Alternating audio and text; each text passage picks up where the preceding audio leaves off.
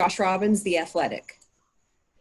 Steve, did you like your team's shots in the first half and offensive approach? And regardless of whether you did or didn't like it, did the offensive approach improve in the second half? Yeah, much better. I mean, I actually thought we got decent shots in the first half too, except for the first quarter. Look, they're terrific defensively. The thing that you will get against them is you're going to get spot up threes. We got a bunch of those. We didn't shoot the ball as well, I think, as we normally would. And as the game went on, our quality of shot was much more balanced because we got the ball to the rim too. So we did some good things. Again, we got off to a poor start, and as the game went on, we played better and better. So I thought we hung in there, and it hurt. I used so many timeouts in the first half, and it caught up with us. If we would have had all our timeouts in the fourth quarter, it could have been different. Jamie Say, WKMG. Steve, you could play this team again, in the playoffs. What can you take from tonight's game and apply it to that moment if you get them, and even just, the playoff teams coming up as you close out these seeding games? I mean, we'll watch the film, and, that's why I'm glad we played them. There'll be things to learn for sure. And for right now, what we have to do is just, get back. We got to try to play better on Friday. So we'll have 4 other opponents to get ready for, but certainly this will be a good tape to watch and to learn from. Dan Savage, OrlandoMagic.com. Cliff, you mentioned pregame that we'd probably see a little bit more Wes Iwundu and Gary Clark. Obviously, they got a little bit more minutes with Aaron going down, but what did they give you, and how crucial were they in the second half comeback? I thought they both did a good job. Look, we've played a lot of games here with Wes out there, and we execute when he's on the floor. We have good purpose of play. And then, he made a big shot, I think, to get it to 8. And Gary, when he's had his chances, he's done a lot of good things. So as he gets opportunity here, then, we're going to need him to play well. And I thought they both did a good job. Tim McMahon, ESPN. Cliff, what do you know about the severity of Aaron Gordon's hamstring at this point, and what did you think about the play in which he was injured?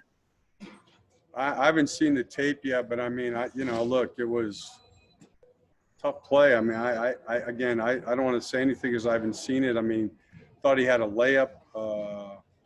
Obviously the officials didn't think it was the right play because they called the flagrant. But obviously, look, it would be a huge hit for us. And again, I can't comment until I see the play on film. And what do you know about the severity of the hamstring at this point, if anything? Yeah, we don't know anything yet. So, we'll find out, I'm sure, more tonight or tomorrow. Thanks. Josh Robbins, The Athletic. Steve, it seemed like blow-bys were a problem in the first half. Is that what you saw too? And what can your team do to improve the perimeter defense in those situations? Better technique and better determination. It was one of the things we talked about today is we got some guys who are capable. They need to be technique freaks. Individual defense for some guys isn't a natural thing. We got to stay more square. We got to slide better, believe it or not. That's one thing I talked to them about today. I've shown them a lot. And when our technique's good, we're fine. And when we're not, it's hard. And you know what? You have to be able to contain the ball to a certain degree in this league. With 5 out, 4 out, 1 in, and so much skill on the floor. If you're getting blown by every night, you better be a great offensive player. Philip Rossman Reich, Orlando Magic Daily.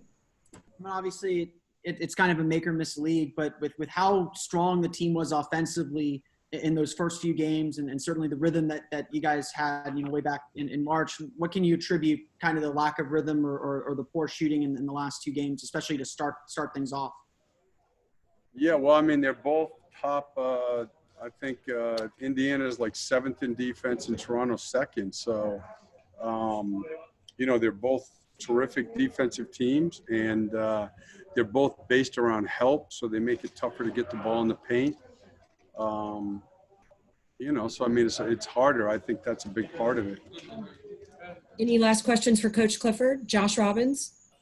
Steve, how would Vooch tonight had 12 points on 4 of 10 shooting. How do you describe Toronto's approach on him defensively?